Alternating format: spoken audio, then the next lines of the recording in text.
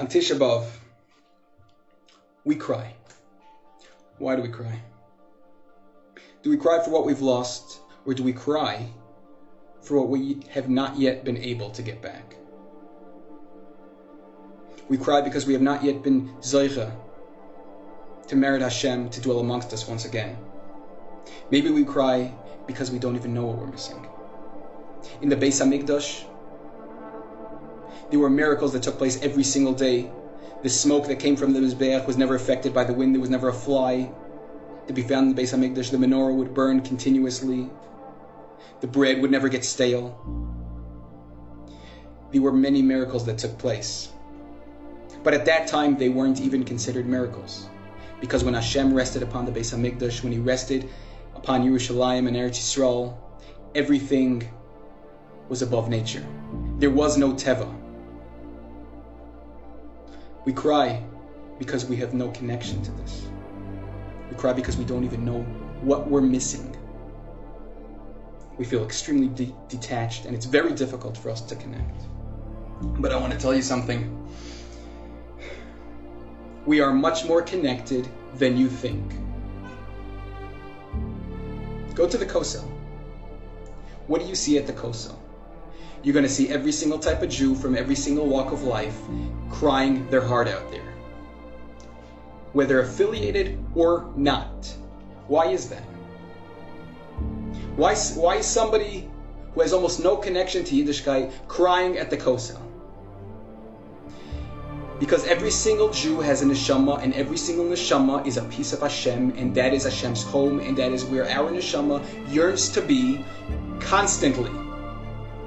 Every single one of us has a burning desire to live in Eretz Yisroel, to be back home with Hashem in the land that He gave us, that our forefathers earned. We feel a pull to go back to Eretz Yisroel, but we suppress this pull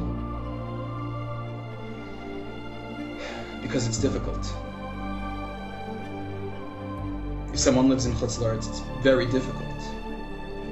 We say we have our parnasa, we have relatives, we have things that we're used to. We can't just get up and leave. It's very difficult. Besides, we say we'll go back to Eretz Yisroel when a prophet comes and tells us it's time to.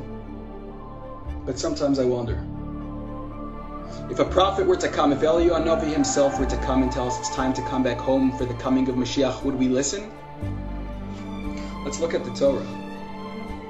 When Moshe Rabbeinu showed up to Mitzrayim with the direct word of Hashem, how many Jews came with him? We know that 1/5, 20% of Klal Yisrael came with him. 4/5 stayed behind and died because they weren't ready to give up what they were used to for something greater. Years later, when Ezra, when he came with the direct word of Hashem, and he told the Jews in Babel, it's time to come back home to build the Beis HaMikdash. How many Jews came? We know 42,000 is the number, the approximate number.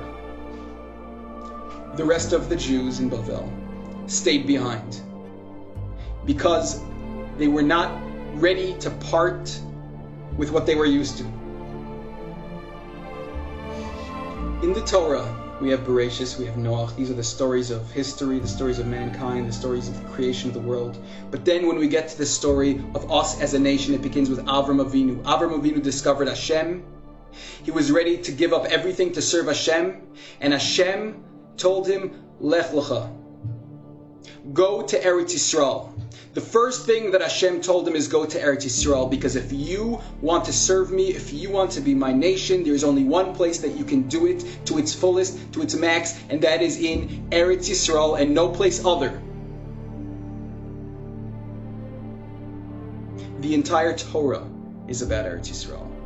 It begins with Eretz Yisroel. Throughout the whole Torah it talks about Eretz Yisroel. In Tanakh, the story of Tanakh is the Jews in Eretz Yisroel. And when does Tanakh end? When we are exiled by Nebuchadnezzar due to our many sins. Because the Yidden, not in Eretz Yisroel, That's not our story. We are only the maximum nation, the ultimate nation, when it is us serving Hashem through the Torah in Eretz Yisroel.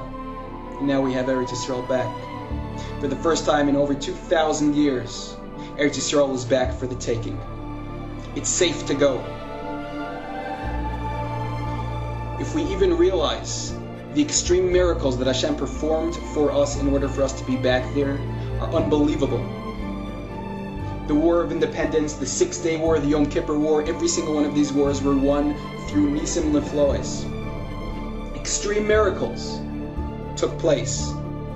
We had practically no army and we were fighting against nations thousands of times our size all around us, and we won. If Hashem wasn't ready to give us back Eretz Yisroel, would He have allowed any of these things to take place? When we were in the desert, the Midbar, and we were ready to go into Eretz Yisrael, Hashem tested us. He sent the Meraglim. The Meraglim gave us a report. And instead of ignoring them and running with our fists held high into Eretz Yisrael like Hashem promised us, we used the Meraglim as an excuse to get out of something, to get out of going somewhere that we were uncomfortable doing. We preferred to have stayed in the Midbar. We were used to it there. We were used to Hashem taking care of us there. And we were too scared to go experience the physical life that we would have to live in Eretz Yisrael. The Meraglim, they're called the Meraglim from the word Rugel. Because Rugel means regular, they gave a regular report about an extraordinary land. There was nothing regular about Eretz Yisrael. And to listen to a regular report and to use regular reasons not to go to Eretz Yisrael is a mistake. And we didn't listen, and we didn't go to Eretz Yisrael. And Hashem said, for how long will this nation not trust in me? So He said, if you don't appreciate this gift of Eretz Yisrael, if you don't appreciate it, I'll let you wander in the desert until you all die. And I'll give it to the next generation, a generation that will appreciate the ultimate gift of Eretz Yisrael. Do we want to do that? Do we want to squander the opportunity that we have and leave Eretz Yisrael for another generation? Or are we going to take what Hashem has presented us with right now? Every single generation has a mitzvah, a special mitzvah that generation needs to perfect. We know what this mitzvah is, because in every generation there is either one or a few mitzvahs that the Goyim, the Yetzer Hara, the nations of the world, try to stop us from doing. There have been times that we were forbidden to perform bris milah, or to keep Shabbos, or to learn Torah at the pain of death. But nowadays, we're allowed to do every single mitzvah in the Torah without any opposition, except for one: living in Eretz Yisrael. The Yetzer Hara and the nations of the world want to stop us from living in Eretz Yisrael. The Goyim don't even know why they want to. But the Yetzer Hara knows why. The Yetzer Hara knows that if we live in Eretz Yisrael, that's the end of him. We can attain heights through Eretz Yisrael and through the Torah that we've never reached, and bring Mashiach. In the past year, the United Nations passed 14 anti-Israel resolutions. The rest of the world got 4. The United Nations have passed more anti-Israel resolutions versus resolutions against the rest of the world by a long shot. They don't even know why, but they want to do everything that they can to get us out of Eretz Yisrael and give it to the Arabs. Living in Eretz Yisrael is not just another mitzvah. Chazal tell us it is equal to 613 mitzvahs combined. Most of the mitzvahs in the Torah cannot even be kept outside of Eretz Yisrael. Living in Eretz Yisrael is the only mitzvah in the Torah that allows you to get reward for every single second of your life by doing nothing other than breathing. It is the only mitzvah other than sukkah that you live in the mitzvah, except sukkah we only get 1 week out of the year. We know the very ear in Eretz Yisroel makes one wise. And throughout all the generations, all of the greatest tzaddikim, all of the holiest people in the world have put their life on the line to get to Eretz Yisroel, or if unable to do that, yearned for it more than anything else. Over all the other nations and countries of the world, Hashem placed malachim to see over them. But in Eretz Yisroel, it is only Hashem who tends to the people within it. How can we ignore all this? After getting the Torah when we were at Har Sinai, Hashem said, Rav lechem sheves bahar hazeh. Enough delaying at the mountain, go. Go take Eretz Yisroel. Stop sitting around. In the Kuzari, Rabbi Yehuda Levi writes that when the Khazar king asked the rabbi, why do you Jews daven and talk about Eretz Yisroel so much, but you don't actually go? The rabbi said back, Khazar king, you have exposed our greatest shame. Are we finally ready to fulfill? Are we ready to give up? To go back to Eretz Yisroel? Or are we going to sit and remain in Gullus and let another generation take it for themselves?